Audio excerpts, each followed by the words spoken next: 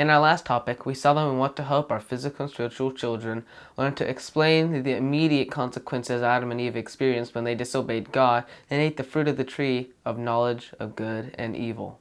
We also saw that we want to help them learn to explain the first promise about Christ. In this topic, we also see that God told Adam and Eve there would be other consequences because of their disobedience. However, God would protect them from living in their sin. Genesis 3 verse 16 tells us the earthly consequences Eve received because of her disobedience. The verse says, "To the woman he said, I will greatly multiply your sorrow and your conception. In pain you shall bring forth children. Your desire shall be for your husband, and he shall rule over you." Here we see the first consequence for the woman is labor and pain in childbirth. John 16 verse 21 says, "A woman, when she is in labor, has sorrow, because her hour has come. But as soon as she has given birth to the child, she no longer remembers the anguish, for joy that a human being has been brought into the world." Here we see that the pain and sorrow of childbirth comes to an end once the child is born. However, during the time of labor, there is great pain and suffering. Second, God said that the desire of woman shall be for her husband. The word translated desire means longing or craving. The same phrase is used in Genesis 4 verse 7 where we read, "If you do well, will you not be accepted? And if you do not do well, sin lies at the door, and its desire is for you, but you should rule over it." Here we see that the last phrase of this verse uses the same words to describe the desire of sin to rule the life of Cain. It means longing or craving. In this case, Cain did not listen to God, but killed his brother instead. In contrast, the only other time this word is used in the Old Testament, it has a very positive meaning. Song of Solomon 7 verse 10 says, "I am my beloved's, and his desire is towards me." Here, we see the beauty of godly love in marriage, as the husband has the same longing for his wife that God said the wife was to have for the husband. Third, God said that Adam would rule over Eve. The word rule means to reign, to rule over, or to govern, or to manage. Genesis 24 verse 2 says, "So Abraham said to the oldest servant of his house who ruled over all he had, 'Please, put your hand under my thigh.'" In this verse, we see that the oldest servant managed everything that Abraham had. In Genesis 45 verse 26, the sons of Jacob told him, and they told him, saying, "Joseph is still alive, and he is governor over all the land of Egypt." And Jacob's heart stood still, because he did not believe them. In this verse, we see the word translated governor. We see that one of the consequences for Eve and all future wives was that in the home, the husband was to be the leader who exercised management under the authority of God. Ephesians 5 verse 25 tells how a man is supposed to exercise that management when the verse says, "Husbands, love your wives, just as Christ also loved the church and gave himself for her." This means that godly husbands should apply this much differently than the world. Genesis 3 verse 17 through 19 tells the consequences Adam received for his disobedience. Those verses say, "Then to Adam he said, 'Because you have heeded the voice of your wife and have eaten of the tree of which I commanded you not to, cursed is the ground for your sake. In toil you shall eat of it all the days of your life. Both thorns and thistles shall bring forth for you, and shall eat the herb of the field. In the sweat of your face you shall eat bread till you return to the ground, for out of it you are taken. From dust you are, and to dust you shall return." The word translated heeded means to hear, to hearken, or to obey. The word is used 1,159 times in the Old Testament. In Genesis 16 verse 2 we read, "So Sarai said to Abram, 'See now, the Lord has restrained me from bearing children. Please, go into my maid. Perhaps I shall obtain children from her.'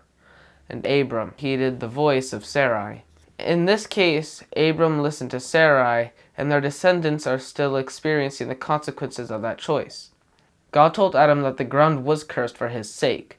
First, this meant that he would have to toil in order to get food from the earth. The word translated toil means pain, hardship, toil, or sorrow. Ever since Adam sinned, Man have had to work hard in order to provide the food for them families.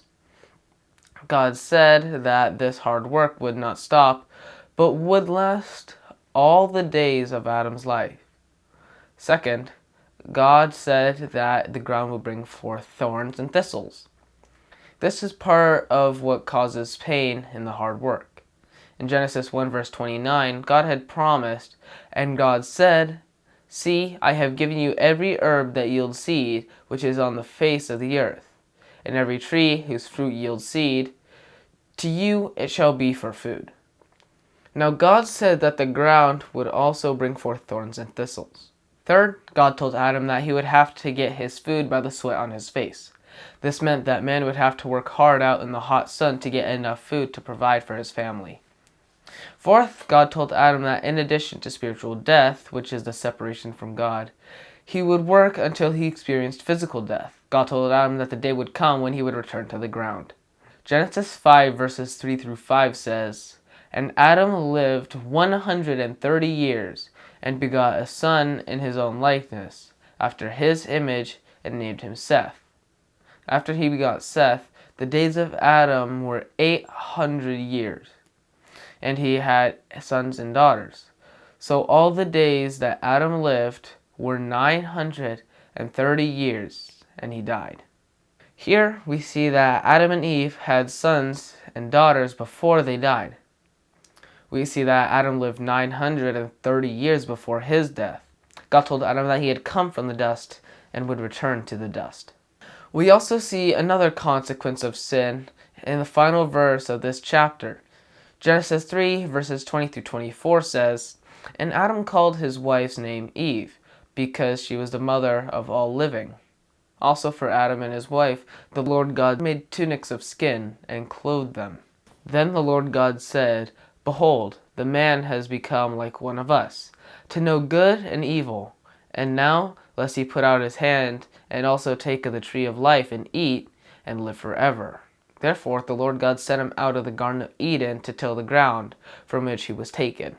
So he drove out the man, and placed cherubim in the east of the garden, and a flaming sword which turned every way to guard the way to the tree of life. Before that consequence, we see two other things that happened. We see that Adam called his wife's name Eve. The name Eve means life or living. We are also given the reason why Adam gave this name to Eve. She became the first mother of all people and would live on the earth, both during their lives and as far as long as people could continue to be born on the earth. As a result, she was the mother of all living who would live on the earth. When Adam and Eve sinned, they tried to cover themselves with fig leaves, which dried up quickly once sin came into the world. Here we see that God provided Adam and Eve a covering of animal skins. This required killing animals in order to provide this covering. This was the first animal sacrifice as a covering for sin. Throughout the rest of the Old Testament, we see that animal sacrifices were offered as a covering for sin, until Christ came to take sin away. God said that man had become like one of us. In Genesis 1 verse 26, we see that the Lord God said, "Then God said, let us make man in our image according to our likeness." God knew good and evil because he knows all things. Man now also knew good and evil, but Adam and Eve knew good and evil because of their own sin. As a result, God had to protect Adam and Eve from themselves. If they would have eaten of the tree of life at this point, they would have lived in sin with all of sin's consequences forever. That would have been a terrible existence.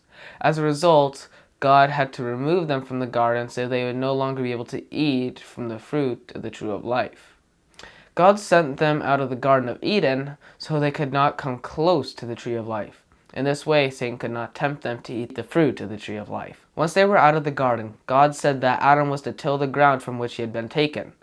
The word translated drove out means to expel or to cast out. This is translated cast out in Genesis 21 verse 10, where Sarah says, "Therefore she said to Abraham, cast out this bondwoman and her son, for the son of this bondwoman shall not heir with my son, namely with Isaac." Here we see that Sarah told Abraham to send away Hagar and Ishmael, so he would not share the inheritance with Isaac. In the same way, Adam and Eve would not be able to eat the fruit of the tree of life. To protect from anyone, at a later day, eating of that tree, God placed cherubim at the east of the Garden of Eden. Cherubim are angelic beings. Later, God had Moses make 2 gold cherubims who spread their wings over the mercy seat on the Ark of the Covenant. God told Moses in Exodus 25 verse 22, "And there I will meet with you, and I will speak with you above the mercy seat from between the 2 cherubim which are on the ark of the testimony about everything which I will give you in the commandment to the children of Israel." The cherubim in the garden were to guard the way to the tree of life with a flaming sword, so no one could ever eat the fruit of the tree of life and live in sin forever. Those cherubim would have guarded the tree of life until the time of the flood, where the garden was destroyed by the flood. Here we see the mercy of God as He protected people from themselves. We want to help our physical and spiritual children learn to explain why it is necessary to remove Adam and Eve from the garden and put a cherubim to guard the way to the tree of life, so neither they nor their descendants could eat from that tree and live in sin forever. May the Lord richly bless you as you help your children learn to explain why God had to protect the tree of life.